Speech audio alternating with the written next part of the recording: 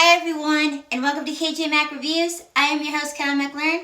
As you can see, I am dressed up as Lydia Dietz from Beetlejuice, and this is my sandworm, Sandy. And today we're going to talk about Beetlejuice and Beetlejuice Beetlejuice. So, the first movie, Beetlejuice, it came out in 1988. It was directed by Tim Burton. It is a story about some ghosts who try haunting a house and trying to have the help of a bio-exorcist named, of course, Beetlejuice, if you say his name 3 times. So the movie stars Michael Keaton, Winona Ryder, Catherine O'Hara, Jeffrey Jones, and also Gina Davis and Alec Baldwin. So the story of Beetlejuice Beetlejuice is about these ghosts named Adam and Barbara who died in an accident and tried to move on from the land of the dead to the great beyond, but they're kind of stuck because they are stuck in the house, and they have this book called The Handbook for the Recently Deceased of How to Become Ghosts, but they don't know how to become ghosts, and they want to try to haunt a house, which they owned this house for a long time, to a new family called the Dietz family, which is Charles and Delia Dietz and their strange and unusual stepdaughter, Lydia Dietz, who feels invisible and just wants to just be noticed because of the new changes that happens in the house. Until when Adam and Barbara meet this bio-exorcist named Beetlejuice.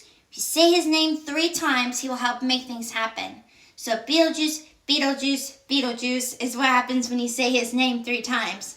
And he appears and tries to help get the new family, the Dietz family, out of the Maitland's house.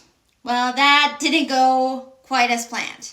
Because afterwards, then he's like, well, since he wants to try to get out of the netherworld, in order for Beetlejuice to do that, he had to marry. So instead, he tried to marry off Lydia Dietz, and it was just kind of this weird thing. But it's kind of a crazy thing.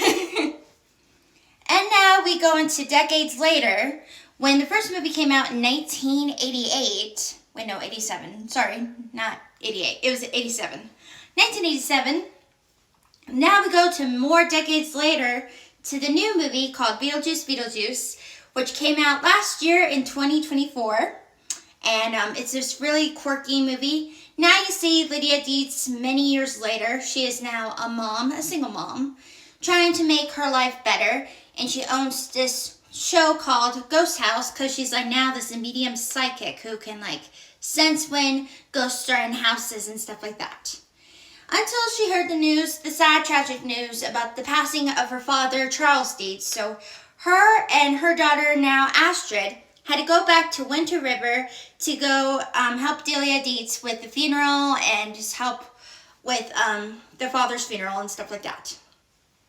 But they didn't know that Beetlejuice came and returned and had some problems. Excuse me, of his own. Sorry, I sneezed.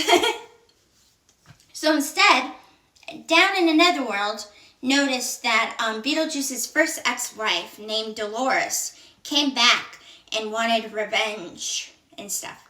There's like this old school kind of montage about how Beetlejuice got involved with this woman and then things didn't turn out great and stuff like that.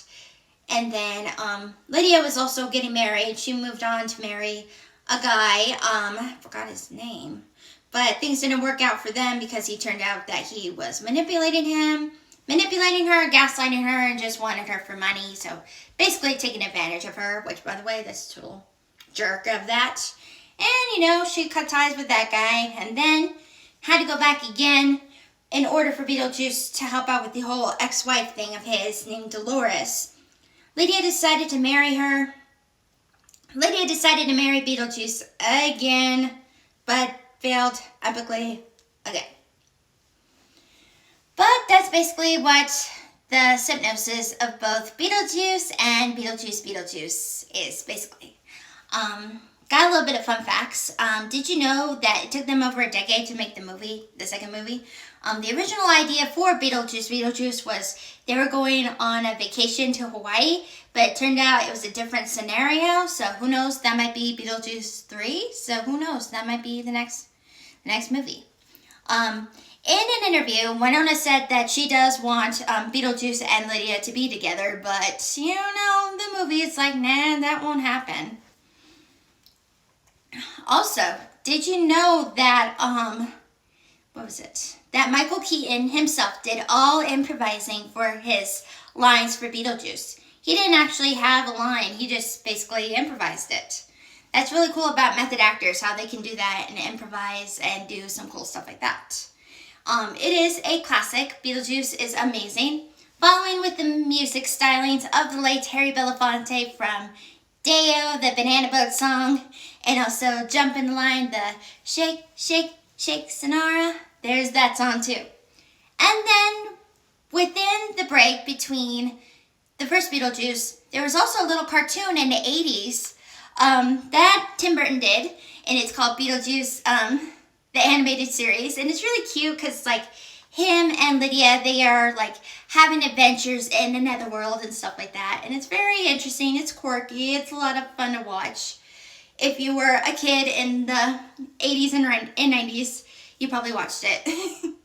Also, did you know during the time frame between Beetlejuice and also Beetlejuice the movie, they created a Broadway musical, which is still returned for its showing again. It is called Beetlejuice the Musical. It is a Broadway musical that is in New York. It started back in 2018 is when it started, and then they had to take a bit of a break due to the 2020 pandemic, so they were not allowed to go back until they started doing national tours. That means they could tour all over the United States, and they can perform the show at other places. It did perform here in Albuquerque. They performed at our Popejoy Hall, which is our big auditorium show, which is really cool. I went to go see the national tour of Wicked back in 2019. I got to go see Wicked when it did the national tour, when it took a break. But now Beetlejuice is back at the Palace over in New York City. So they are back now for a Broadway run.